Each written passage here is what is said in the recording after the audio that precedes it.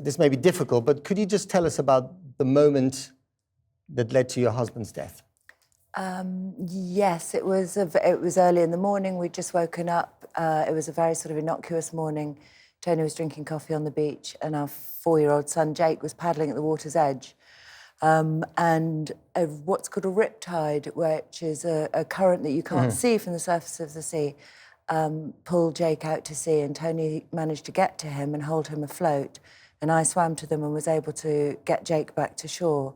But Tony wasn't able to fight the current, and local fishermen got to him and managed to bring him ashore, and we thought that they'd saved him. But he'd inhaled too much seawater in his lungs while he was in the water, and he'd actually died in their arms as they were bringing him to shore.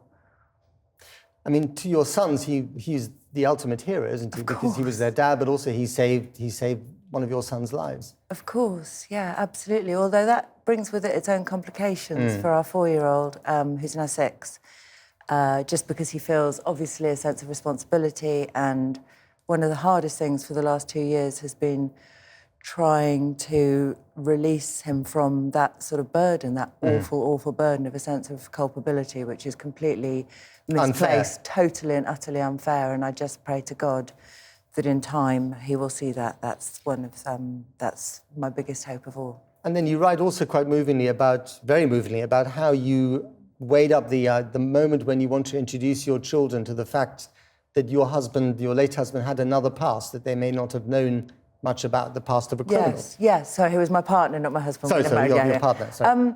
It's a really difficult question, because when we first had children, I knew that this was coming at some point, because Tony had had a really difficult early life. You know, he'd had a difficult childhood. He'd been adopted and had dealt with a lot of racism in Yorkshire in the 70s. And spent a lot of his youth behind bars. He'd been given a very serious prison sentence when he was still in his teens. And before our children had been born, you know, he'd made his living through illegal means, as a criminal, as a drug dealer, and he'd had a drug problem himself. He'd been addicted to crack. It's a huge amount of difficult stuff that I always knew that we were going to have to talk to our kids about at some point, but I thought that that was something that we would be sharing together and that it would be a long time ahead. And the dilemma now, of course, because when anybody dies, and when somebody dies in circumstances like that, and young, is that, as you say, he's a hero, and God knows he was a hero.